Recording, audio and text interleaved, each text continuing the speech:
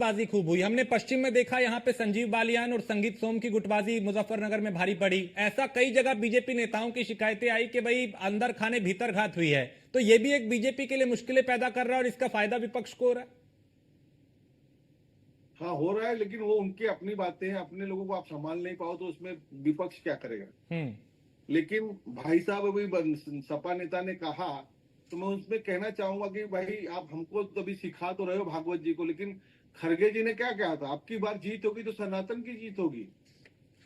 इस सब बातों को भी ख्याल करिए। तमिलनाडु के आपके गठबंधन में उन्होंने क्या कहा था सनातन को, हम उसको ज्यादा खोल के नहीं कहेंगे। ये बातों से भी आपको समझना चाहिए। सुधार सुधार सब में, सुधार एक वन साइड नहीं होता है।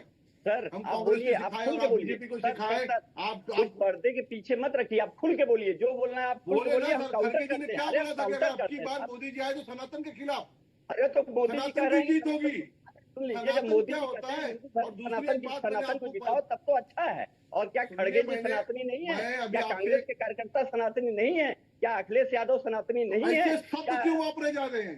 आपको अरे इससे आप क्यों आपत्ति नहीं नहीं है। अरे वाह, और मोदी जी मुझे कह दें तो बताइए, बहुत अच्छा, और कोई और मेरी कह दे तो बात खराब बताइए, होगा अगर क्या? अरे बनारस सर, में मेरे सर सर एक मिनट सर, भाई ये साहब, नहीं भाई चलेगा, साहब, दोहरा चेहरा नहीं भाई साहब चलता। सुनिए, अगर मोदी भाई जी साहब भाजपा के सुनिए। नेता कह दें हमने तो सनातन की आपको, जीत, आपने, तब मैं तो वेरी बीजेपी गुड। की तरफ से और नहीं बोल अगर रहा हूँ, लेकिन कांग्रेस का बात कोई नेता कह दे सुनिए। और हिंदू है तो हिंदू सनातन की बात करेगा तो कैसे खराब हो गया? मोदी जी कह दें खड़गे तो ने वेरी क्या गुड, और कहा था, कोई और और कह दे तो सुनिए एक खराब हो बात गया। और जवाब दीजिए कि बनारस की सीट पे मोदी लड़ रहा था कि हिंदुस्तान लड़ रहा था। मोदी की हार से हिंदुस्तान की हार कैसे होती है, इस शब्दों पे तो बताइए आप।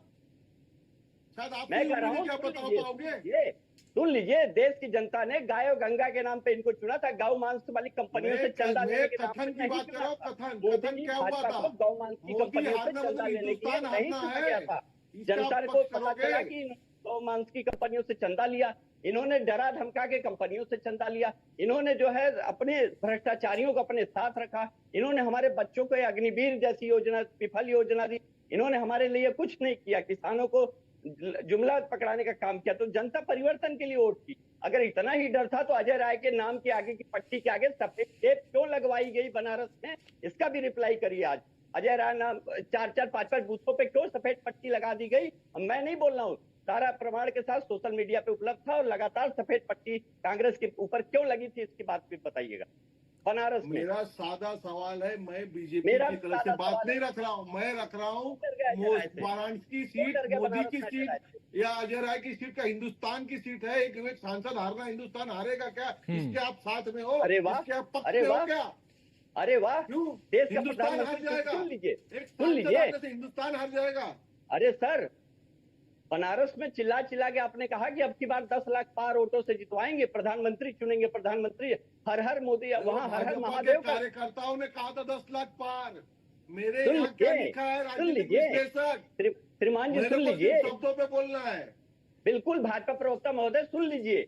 वहां नारा लगता है बनारस में, हर व्यक्तिगत हर महादेव। आपने हर हर महादेव को हर हर मोदी में बदल दिया। मोदी जी महादेव से बड़े नहीं हो सकते। बनारस की जनता एक बार चुन सकती है, 2 बार चुन सकती है, तीसरी बार संदेश दे दिया कि मोदी जी अब काट के हांडी बार बार नहीं चढ़ेगी। हम जिता दिए हैं आपको, लेकिन चौथी बार आप नहीं जीत पाएंगे। अनुप्रसाद जी, क्या समाजवादी पार्टी के सहारे आपको भी उम्मीद है कि एक बार फिर आप लोग इस उपचुनाव में, अगर स्पेस मिला समाजवादी पार्टी की तरफ से आपको गठबंधन में, तो कुछ चमत्कार कर पाएंगे इस उपचुनाव में भी? देखिए राजेश जी, हम बार बार एक ही बात कह रहे हैं कि गठबंधन को कभी भी सहारे बैसाखी के नाम से ना संबोधित किया जाए तो मुझे लगता है ये बहुत ही सम्मानजनक बातें होंगी राजनीति में। जब गठबंधन हो जाता है, उस गठबंधन में बैठ के लोगों को ये तय करना होता है कि कौन कहां से कितनी सीट पे लड़ेगा। और जब तय हो जाता है तो सभी एक दूसरे के साथ मजबूती के साथ लगे रहते हैं। और हम बार बार एक ही बात कह रहे हैं कि आने वाले उपचुनाव में, विधानसभा के उपचुनाव में उतनी ही मजबूती के साथ समाजवादी पार्टी और कांग्रेस पार्टी एक साथ कंधे से कंधा मिला के लड़ेगी और जीतेगी। ठीक है रामपाल जी, आखिरी कमेंट आपका कि इस उपचुनाव को लेके किसकी ज्यादा, योगेश कुछ कह रहे हैं, मैं रामपाल जी आखिरी कमेंट आपसे लूंगा। योगेश का पहले कमेंट ले लेते हैं। योगेश जी। मैं कह रहा हूँ जो जिस टॉपिक पे आज डिबेट हो रही है, इस टॉपिक पे एक हफ्ते में दूसरी डिबेट है। मैं अपना स्टैंड भी क्लियर कर दूं, मैंने पिछली बार भी कहा था, आज भी कहा था कि मजबूती के साथ कांग्रेस के साथ समाजवादी पार्टी खड़ी है, और हम इंडिया गठबंधन मजबूती से 10 सीटों पे लड़ेंगे। हाँ। अजय राय जी के स्टेटमेंट पे अति उत्साह नहीं है, वो पूरा एकदम सही बात बोल रहे हैं। ठीक है।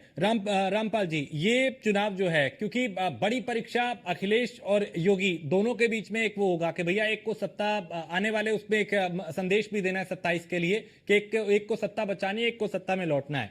लेकिन कितनी बड़ी चुनौती दोनों के लिए ये उपचुनाव रहने वाला है? 100% दोनों के लिए चुनौती है। और जिस तरह से सपा के साथ कांग्रेस जीती है, जितनी सीटें जीती है, अगर आप उस पे एक सांसद पे 5 विधायक का गणित करेंगे तो संख्या भारी है।